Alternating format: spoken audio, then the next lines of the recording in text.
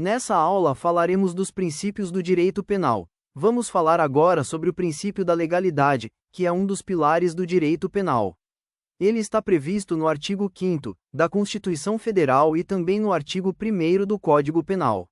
Em termos simples, ele diz o seguinte: não existe crime sem lei anterior que o defina, nem pena sem prévia previsão legal. O que isso significa na prática? Significa que ninguém pode ser punido criminalmente por uma conduta que, no momento em que foi praticada, não era considerada crime.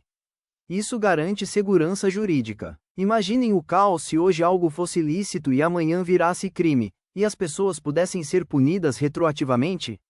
Ninguém teria liberdade para agir. Esse princípio se desdobra em dois outros muito importantes: o princípio da reserva legal e o princípio da anterioridade da lei penal.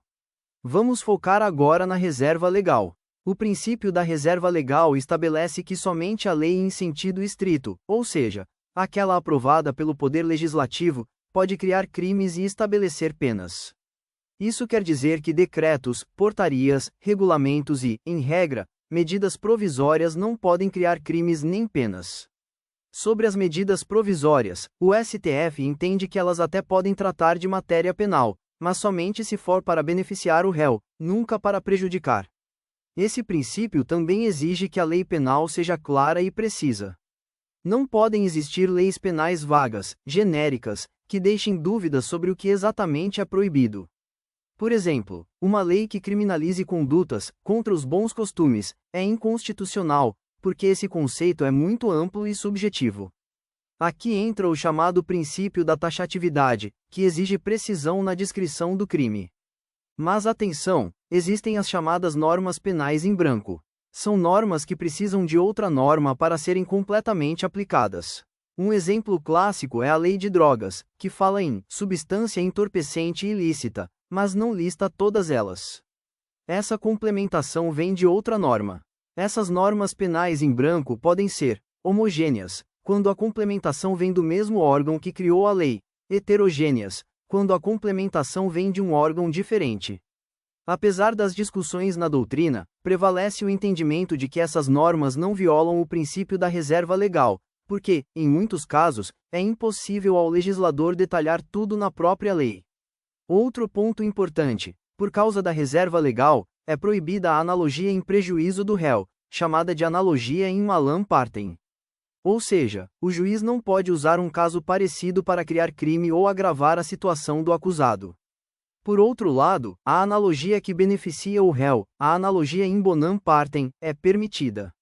Por fim, temos a interpretação extensiva. Apesar de haver divergência, o STF entende que ela pode ser usada até mesmo contra o réu. Isso porque, nesse caso, o juiz não está criando nada novo, apenas extraindo a real intenção da lei, que acabou dizendo menos do que queria. Em resumo, no direito penal, tudo gira em torno da lei, da clareza e da proteção do cidadão contra abusos do poder punitivo do Estado. Agora vamos falar do princípio da anterioridade da lei penal, que complementa o princípio da legalidade. Não basta que um crime esteja previsto em lei. Essa lei precisa ser anterior ao fato, ou seja, ela já deve estar em vigor no momento em que a conduta é praticada. Se a lei entrou em vigor depois do fato, ela não pode ser aplicada àquele caso. Em outras palavras, a lei penal não pode voltar no tempo para prejudicar o réu. Esse raciocínio nos leva a um desdobramento natural do princípio da anterioridade, que é o princípio da irretroatividade da lei penal. A regra geral é simples: lei penal nova não se aplica a fatos ocorridos antes da sua vigência. Mas atenção, porque aqui existe uma exceção muito importante, e muito cobrada em prova. A lei penal pode retroagir quando for para beneficiar o réu. Isso está previsto tanto na Constituição Federal quanto no Código Penal. Então, sempre que uma lei nova diminui a pena, exclui uma qualificadora, deixa de considerar a conduta como crime, ou de qualquer forma melhora a situação do acusado, essa lei vai retroagir, alcançando fatos praticados antes da sua entrada em vigor. Vamos a um exemplo para fixar. Imaginem que José praticou um crime cuja pena, na época, era de 1 a 4 anos de reclusão. Durante o andamento do processo, surge uma nova lei reduzindo essa pena para 6 meses a 2 anos. O que acontece? Aplica-se a lei nova, porque ela é mais benéfica ao réu, mesmo que o crime tenha sido praticado antes da vigência dessa lei. E mais, essa retroatividade da lei penal benéfica ocorre inclusive quando já existe sentença condenatória transitada em julgado. Ou seja, mesmo depois do fim do processo, se surgir uma lei mais favorável, ela deve ser aplicada. Resumindo, lei penal nova não retroage para prejudicar. Lei penal nova retroage obrigatoriamente para beneficiar. O que importa sempre é proteger o cidadão contra punições inesperadas e garantir segurança jurídica.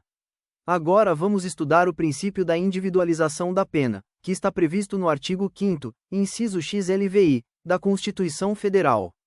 Esse princípio garante que a pena não seja aplicada de forma automática ou igual para todos, mas sim ajustada às características do crime e da pessoa que o praticou.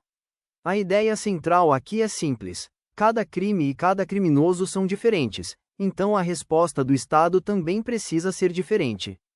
Por isso, a individualização da pena acontece em 3 fases distintas: a fase legislativa, a judicial e a administrativa, que é a fase de execução da pena. Primeiro, temos a fase legislativa. Nessa etapa, o próprio legislador já faz uma individualização inicial, quando cria as leis penais. Ele estabelece penas proporcionais à gravidade do crime, define penas mínimas e máximas, e deixa uma margem para que o juiz possa escolher a pena adequada ao caso concreto. Ou seja, o legislador não fixa uma pena única e engessada, mas cria um intervalo de punição. Depois vem a fase judicial, que é a mais conhecida e mais cobrada. Aqui, o juiz analisa o caso concreto, observa as circunstâncias do crime, os antecedentes do réu, sua conduta social, sua culpabilidade, entre outros fatores. É nessa fase que a pena sai do plano abstrato da lei e vai para o plano concreto, sendo definida de forma personalizada. O magistrado decide qual pena aplicar, quanto tempo de pena, qual regime de cumprimento, sempre buscando uma sanção que seja adequada, justa e proporcional, cumprindo o papel punitivo e também ressocializador. Por fim, temos a fase administrativa, que ocorre durante a execução da pena. Aqui, a individualização continua acontecendo, porque nem todos os condenados cumprem a pena da mesma forma. Questões como progressão de regime, concessão de saídas temporárias, benefícios da execução penal e até o local de cumprimento da pena são analisadas individualmente pelo juiz da execução penal. Inclusive, a própria Constituição determina que os presos cumpram a pena em estabelecimentos diferentes, conforme suas características pessoais. Em resumo, o princípio da individualização da pena garante que a lei crie penas proporcionais, o juiz aplique a pena adequada ao caso concreto, e a execução da pena leve em conta o comportamento e as condições do condenado. Tudo isso para que a pena seja justa, eficaz e adequada a cada pessoa, e não apenas uma punição genérica e automática.